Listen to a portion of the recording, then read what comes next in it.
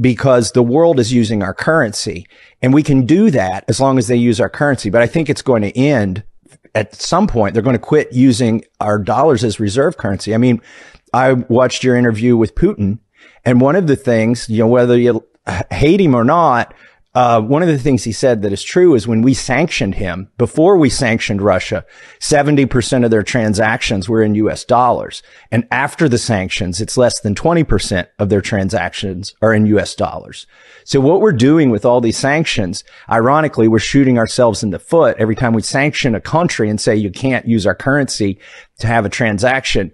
We're taking away our ability to charge them 3% for that transaction, because when we print 3% more dollars, we're just taking that money. And we're also sending a really clear signal, which is the dollar's not safe for you. Right. It's the reserve currency because it's a safe haven, because it's a stable country. It's the most stable country in the world. And we're not going to weaponize the dollar because that would be shooting ourselves. But suddenly we are. And they'll tolerate like 3% because if we're not backed by dollars, we're backed by aircraft carriers right now. So they'll sort of tolerate that 3%. But one of the things we recently did in Congress, we passed something called the Repo Act, where we said we're just going to seize all of Russia's sovereign assets in the United States. Well, it turns out a lot of that is treasury debt that they've agreed to buy so that they can hold dollars.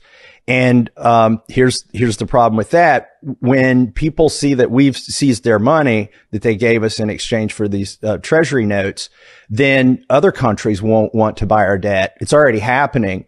And the price of a long-term bond that the treasury puts out it's already gone above 4%. It's like over 4.5%. And they don't want to buy them anymore because, we probably wouldn't seize Great Britain's assets, but I could see us seizing China's assets. That seems like theft. You just like take a country's assets. That belongs to the people of the country, right? It's not just Putin. It is theft. Like, it's immoral, but even if you're okay with the amorality or immorality of it, it's short-sighted because eventually it'll catch up with us.